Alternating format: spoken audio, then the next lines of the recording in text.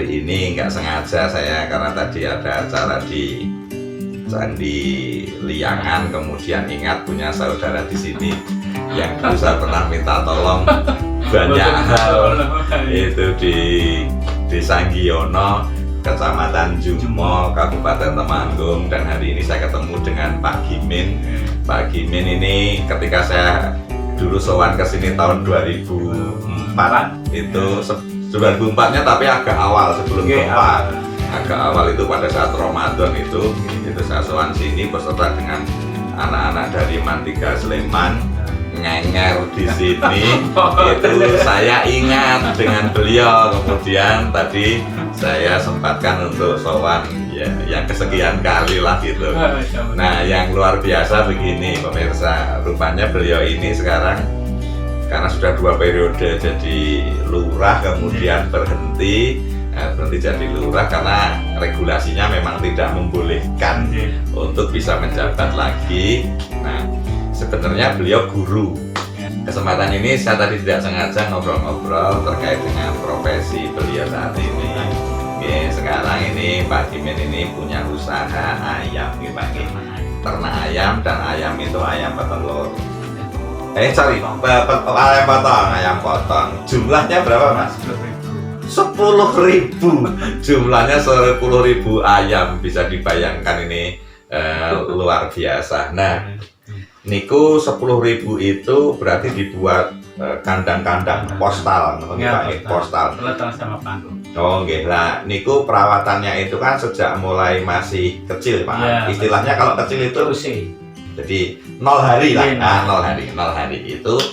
Nah, kemudian itu dibeli dari pundi, Pak? Dari perusahaan. Oh, jadi begini, teman-teman, tadi saya sudah ngobrol-ngobrol singkat.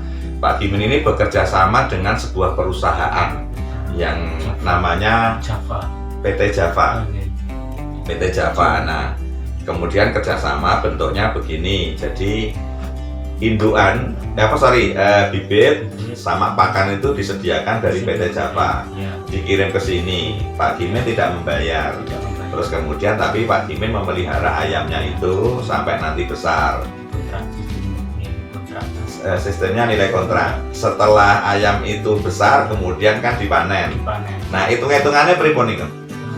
Ayam kan kita ya istilahnya ya memang kemitraanmu ya. Pertama dikirim DOC sama pakan, gitu. Dan nanti setelah besar diambil, dihitung. Tapi sebelum itu ada perjanjian nilai kontrak itu, nilai pakan berapa rupiah, DOC berapa rupiah. Sebelum dilakukan itu sebelumnya udah ada MOU. Nanti total dalam satu kan itu memeliharanya 35 hari ya Pak? Nah, selama dalam 35 hari itu biaya pembelian DOC sama pakan itu berapa itu disepakati. Tapi kemudian jenengan dipinjami dulu. Dipinjami. Jadi artinya kan ayam sama pakan ini gratis awal, bukan berarti ya utang lah gitu.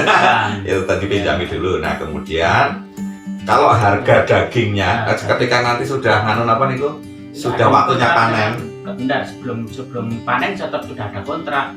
Oh, sudah ada kontrak? 17.000. Sesok bakale kalau sudah besar harganya berapa disepakati? Sudah. Oh. Nah, nanti kalau pas itu sepakatan 17.000, kalau lebih dia menjualnya lebih dari 17.000 ada kompensasi. Jadi kompensasi tambahan harga pasar. Oh, nggih. Itu kalau dia jualnya itu ada 30%-nya. Berarti misalnya kados panjenengan itu karena punya trik tertentu yang akhirnya ayamnya itu bisa lebih gemu-gemu dengan jatah pakan yang sama. Nah, ini itu berarti keuntungannya lebih banyak. Dengan pas harga pasar dari kontraknya lebih dari 17.000 dapat 30% dari kelebihan harga kontrak. Oh, gitu. Jadi saya hitung-hitungnya kok sangat menjanjikan. Nah, nyuwun sewu ini Pak Gimin, yang mudah-mudahan tapi tidak terjadi. Nauzubillahi min dzalik. Andai kan kemudian ada musibah, kemudian ada virus apalah gitu. Kalau dulu ada namanya tetelo, ada apalagi Pak. Nah, yang akibatnya dalam satu hari itu bisa ratusan ayam mati gitu. Niku pripun ya kalau ada kayak gitu? Itu pihak peternak tidak menanggung. Kalau yang sifatnya datanya itu virus lah, ada virus atau penyakit toh, kita tidak nanggung, tidak mampu kalau nanggung toh. Tapi kalau datanya sifatnya dari kelalaian dari kandang, dari kelalaian dari kandang itu otomatis nanggung. Contoh kelalaian kandang itu apa? Contoh kelalaian kandang kalau dasarnya tidak ditutup, masanya tutup kan tidak tutup kan kedinginan. Atau masanya dibuka biar ada angin masuk, tidak dibuka otomatis kepanasan. Nah itu kelalaian. Kalau kolkos masanya mati listrik kok tidak ada genset, otomatis kepanasan atau mati kelalaian. Itu nama kelalaian otomatis peternakan. Berarti kandang itu selain ada lampunya juga ada kipasnya? Ada kipasnya. VIP gitu. Mungkin seandainya kurang angin kan tetap ada perkandangan, ada kipasnya besar kipasnya. Saya bayangkan seperti kamar saya. Jadi kalau udara itu terlalu dingin maka dihangatkan. Dihangatkan. Mulai kecil itu kan indukan ayam itu mulai kecil kan perlu induk. Nah, gantinya induk itu pemanas pakai api itu. Kalau saya apinya tidak pakai kompor tapi pakai serbuk kayu bakar. Grajen. Pakai grajen. Bukan lampu toh, Pak? Bukan, monosor. Niku le mana sih? Terus di boten ngisor ya? Nggih, selama 10 hari ini non-stop 10 hari. Hari pertama? Ya, mulai dari pertama sampai 10 hari itu sampai 10 hari. Setelah 10 hari baru dibuka berdingan hubungan itu, baru itu tiap malam apinya. Enggak, itu api di bawahnya gitu, nopo asapnya itu kan mengandung karbon dioksida, apa tidak membahayakan ayam? Enggak, ayam kan di bawah. Apinya di bawah. Di atas. Nah, asapnya di atas toh. Otomatis angin nganunya di bawah bersih. Gerajannya di mana? Ngobongnya? Ditumpuk dengan drum. Terus disalurkan drum dipotong jadi 2. Jadi masukin di dalam drumnya dikasih lubang. Nanti dibakar tiap bulan itu kan dibakar. Dan di atasnya ditutup pakai kain otomatis panas menyebar. Ini jenengan sayangnya agak gerah nggih. Mboten. Maksudnya siap kan dah? Nilai. Ini kadang masih ada pemanas kok baru. Gitu pemirsa. Saya nggak paham dengan yang dijelaskan beliau ya. Jadi nanti kita coba lihat. Bisa masih ada pemanas cuma atasnya udah saya tutup, udah saya ambil. Karena udah 15 hari. Jadi gitu pemirsa, nanti kita lihat aja bentuknya seperti apa ya. Ya ini kan hanya sharing-sharing, tapi kok saya melihat persiapan. Dan kalau saya melihat kok karena usia hanya 35 hari, boleh dibilang perputaran uang itu kan cepat termasuk cepat. Saat ini misalnya kita bertani lele saja Pak, 3 bulan Pak, 3 bulan. Nah, kalau ayam kan, artinya kita dapat untung 1 kali panen sekian, itu berarti penghasilan kita per bulan segitu toh Pak. Nek lele kan bisa ngitung para telu gitu loh Pak. Iya, kan nila segala macam itu kan Pak minimal 3 bulan. Dan saya pernah juga usaha lele nuus, nggak ada apa-apanya. Nah kok rupanya kalau ayam ini menjanjikan. Tapi Pak, gambaran setiap 1000-nya itu biasanya dapat keuntungannya berapa minimalnya Pak? Minimal operasional kan enggak, keuntungannya bukan operasionalnya. Iya keuntungan sisanya ya antar 5.000 lah, 4.000 lah, 3.000, 4.000, 5.000. jadi kan gini, dalam 1.000 ayam itu biaya operasionalnya habis kurang lebih berapa? 1.000 ayamnya 5 juta. Kemudian dijualnya lakunya berapa kira-kira Pak?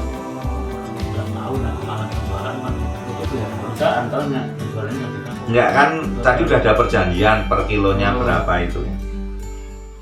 Maksudnya dari setelah dikurangi sisa operasional, turane pinten nih? Per 1000-nya. Per 1000 berarti 1 juta. Minimal nggih, tapi minimal. Bayangin ini ya 1000-nya. Ya 1000-nya 1 juta. Bayangin Pak Gime memelihara 10.000 tiap bulan. Jadi kalau dihitung minim itu per bulan 10. Keren. Ini apa namanya? ini nggak nyangka. Tapi gini Pak Gime, ini dikelola sendiri napa enten karyawan? Ada karyawannya 1. Bayarnya pinten niku sesasi? Per hari kan 60.000. Per hari 60.000.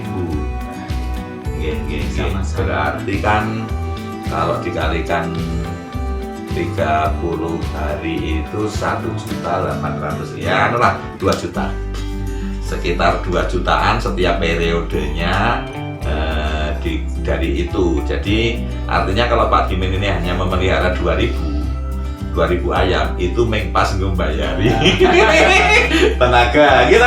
Nah, berarti maka memeliharanya 10.000 gitu teman-teman. Jadi pemirsa, nanti kita coba lihat bedengnya, apa namanya, kandang itu namanya. Pemirsa, kita udah sampai ke kandangnya dan ini ayamnya. Ini namanya satu shelter, satu apa, postel. Setiap satu postel gini diisi pinten Bu Pak? 2.500. 2.500 ayam. Niki sebesar segini usia pinten niki Pak? Usia 17 hari. Berarti 17 hari ke depan sudah panen. Iya. Nggih. Oh, nggih. Ngasih makannya 1 hari 2 kali Dua Pak? kali ya. 2 kali. Nah, untuk satu postel gini ini sehari telas pinten kental Pak? Ini 2 kintal. 2 kintal setengah nih. 2 kintal setengah berarti Ya, dimasak. Oh, berarti hitungannya setiap sewune ya sak kental. Karena kan 2.500 ternyata habisnya per hari ya Pak nggih. Per Neng, hari. hari ini kan tiap nganu naik terus. Oh, ngoten. Tiap hari ini naik. Oh, ya nek dibuat rata-rata Pak. Dados Rata-rata. tekane rampung niku. Oh, Iya ning bener Kak. Oh, Pak pemanas mau niki nggih Pak nggih. Nah, niki pemanas. Oh, pemanasnya itu. Ini pemanas. Itu jadi penghangat itu. Penghangat itu drum kok dipasang di situ. Bayangan saya tadi di bawahnya kandang, ternyata enggak, jadi satu dengan kandang. Terus nanti panasnya akan merata, menyebar, dan ruangan ini dibuat tertutup biar panasnya nanti merata, tidak hilang. Tapi ketika nanti sudah besar, ini diambil semua. ini diambil tidak. Jadi dan luar juga dibuka. Iya. Nah. Karena tiap hari ya dibuka, nanti naik tergantung maunya Suhu. ayam ya. Oh gitu. Kenyamanan ayam ini sedang nyaman gitu. Nggih. Taunya kalau ayam tidak nyaman Pak? Nah, ini kalau enggak nyaman dia kumpul, kalau nganu, kalau kedinginan dia kumpul. Kalau nyaman menyebar. Oh, nggih. Nah, Nek tandanya kalau pas kepanasan pripun? Kapal panasan dia menggap-menggap nganu itu apa? Tutupnya mangap. Nggih. Ini Oke. nyaman ini. Nyaman nggih. Maunya seperti nyaman seperti ini. Nggih. Anteng ada yang makan, ada yang minum. Nggih. Soalnya kenyamanannya itu sangat menentukan hasil akhir nih Pak. Ya. Nggih. Ini alhamdulillah ini bagus ini jenisnya ayamnya. Oh iya. Bagus. Kita tadi sudah melihat yang tadi di bayangan saya yang agak sulit itu penghangat yang dengan serbuk, ternyata sebenarnya sangat sederhana. Niku separuh tangki itu diisi berapa Pak? Satu bagor. Satu bagor itu bisa mampu nyala berapa jam? 12 jam. 12 jam. Jadi 1 hari full bisa nyala. Jadi nanti kalau setelah 1 hari mungkin malamnya diisi lagi. Ya. Oke pemirsa gitu, mudah-mudahan ada gambaran lah. Dan tak buka masker, aku enggak dikira pakai masker karena bau ya. Jadi tidak bau di sini tuh. Yang saya heran itu tidak bau gitu. Walaupun ini ayam sedemikian banyak tapi nggak ada baunya. Jadi tetap maka masyarakat juga tidak komplain gitu karena memang tidak bau. Nah, Pak Gimin, tergantung pengolahan toh. Rahasianya untuk biar kotoran ayam ini tidak berbau, kenapa Pak Gimin? Pertama kalau ada bocoran ya dikeruk, diambil. Bocoran maksudnya? Bocoran air itu, air minum Oh, kan iya. sering lepas. Iya. Nah, kan cepat-cepat diambil, diganti toh. Kalau nganu mas sudah banyak celeknya 2 hari sekali ditabur serbuk dengan sekam itu. Tidak diambil tapi ditabur di atasnya. Sekam, ya. Minimal 3 hari sekali lah ditabur lah. Oh, oke. Pokoknya nanti kalau udah panen baru diambil semua. Itu dikumpulkan dan juga dijual ya Pak ya. Dijual, ditukar aja. Oh, ditukar sekam lagi gitu. Iya. Oh, nggih. Tapi ya udah lumayan lah bangannya tuku sekam gitu kan. Oke, seperti itu Pak. Ngasih makan jadi dimasukkan di tempat itu, nanti otomatis sedikit demi sedikit itu keluar. ketika yang ada di sekitarannya itu dimakan oleh ayam itu, maka yang ada di dalam itu akan keluar. Jadi makanannya itu selalu bersih, tidak terinjak-injak dan tidak kena kotoran ayamnya itu sendiri. Terus kemudian juga air seperti ini teman-teman, dan itu disalurkan dengan menggunakan selang. Jadi ada bak induk itu di atas, maka tidak perlu ngisi-ngisi lagi. Dan ini otomatis begitu nanti sudah di bawah itu ada isi airnya, dia nutup sendiri. Ketika nanti berkurang itu akan mengalir. Kecuali ayamnya ada yang naik ya. Kalau ada yang naik itu otomatis nutup. Gitu. Iya. Jadi seperti itu. Teman-teman, kalau ada ayam meninggal, mati, itu kemudian